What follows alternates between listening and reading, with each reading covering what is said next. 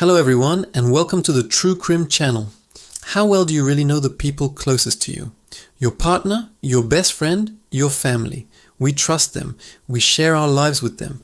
But what if the one device they carry everywhere, their cell phone, held a secret so dark it could shatter everything you thought you knew? Today we're diving into a case that starts with a seemingly innocent question. What's the password to your phone? A question that ultimately unraveled a horrifying crime. This is the story of Sarah and Mark, a couple that seemed to have it all. They lived in a charming suburban house, had great jobs, and were planning their future together. To their friends and family, they were the perfect pair. But behind the closed doors of their seemingly happy home, a storm was brewing, and it was all centered around one small, powerful object. Mark's phone. Sarah started to notice small changes in Mark's behavior. He was more secretive, always had his phone on him, and would angle the screen away from her whenever a notification popped up. Little things, but they added up, planting a seed of doubt in her mind. At first she brushed it off. Maybe he was planning a surprise for her, or maybe it was just stress from work. She didn't want to be the suspicious girlfriend, the one who didn't trust her partner, but the feeling just wouldn't go away. The phone, once a simple communication tool, had become a wall between them. It was a constant silent presence in their relationship, buzzing with secrets she couldn't access. Late-night texts, hushed phone calls he'd taken in another room. The signs were all there.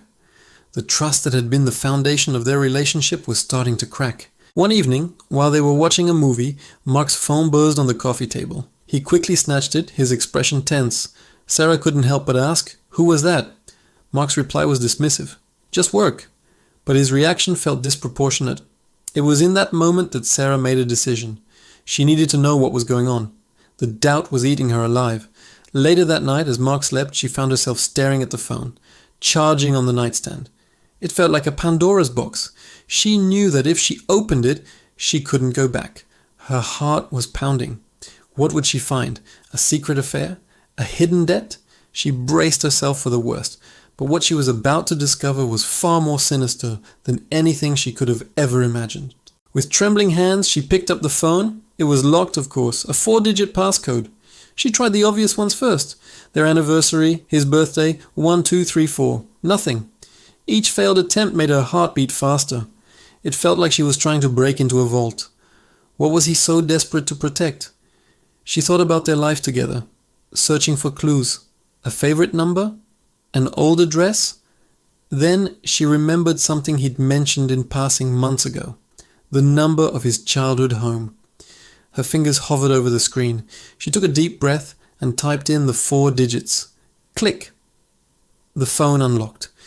For a moment, she just stared at the home screen, a grid of apps that now felt like a map to a hidden world. She didn't know where to start. Messages? Photos? Call logs? She decided to check his messages first. Her stomach was in knots.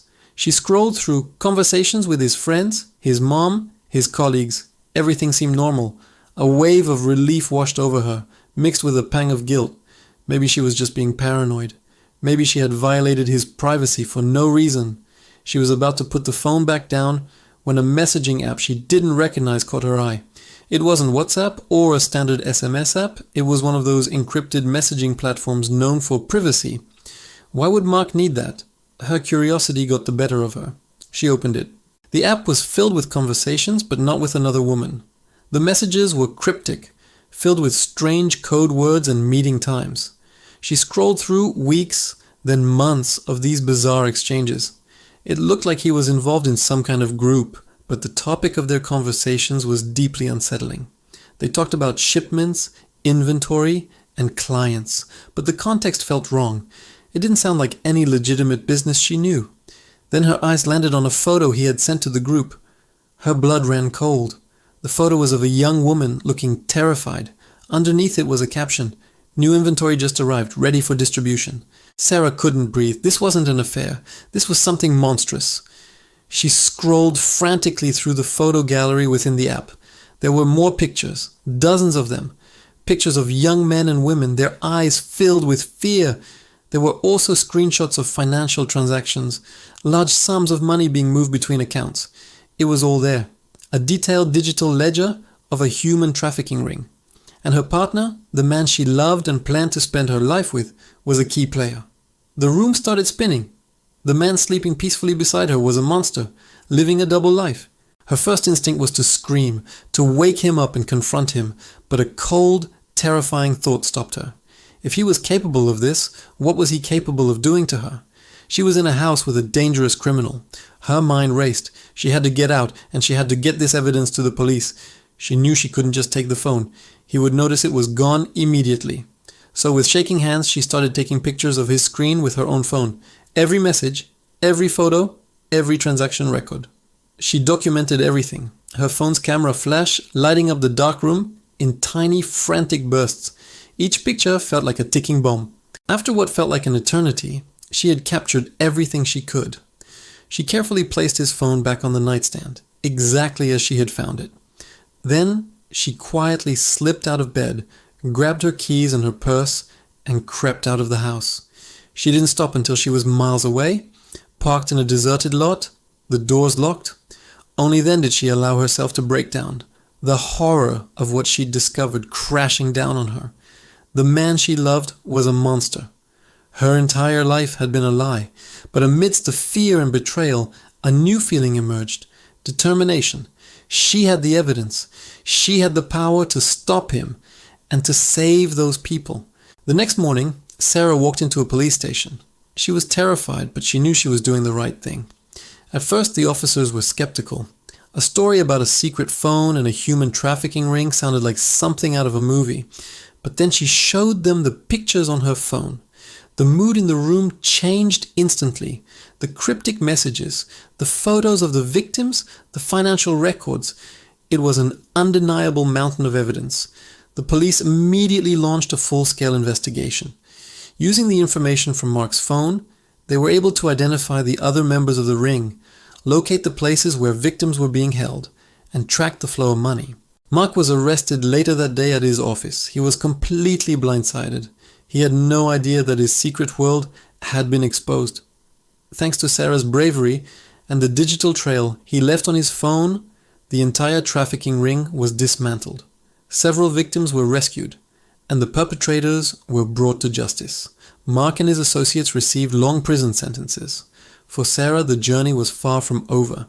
She had to rebuild her life from scratch, grappling with the trauma and betrayal. But she also became a powerful advocate for victims of trafficking, using her story to raise awareness. She showed the world that one person's courage, one decision to look for the truth, can make a world of difference. This case is a chilling reminder that the digital devices we use every day can be a window into the darkest corners of human behavior. It highlights the incredible bravery of a woman who risked everything to expose the truth. Her story is not just about the crime itself, but about the strength it takes to stand up for what's right, even when it means tearing your own world apart. Thank you for joining us on True Crime today. If you found this story compelling, please like this video and subscribe to our channel for more deep dives into true crime cases. We'll see you next time.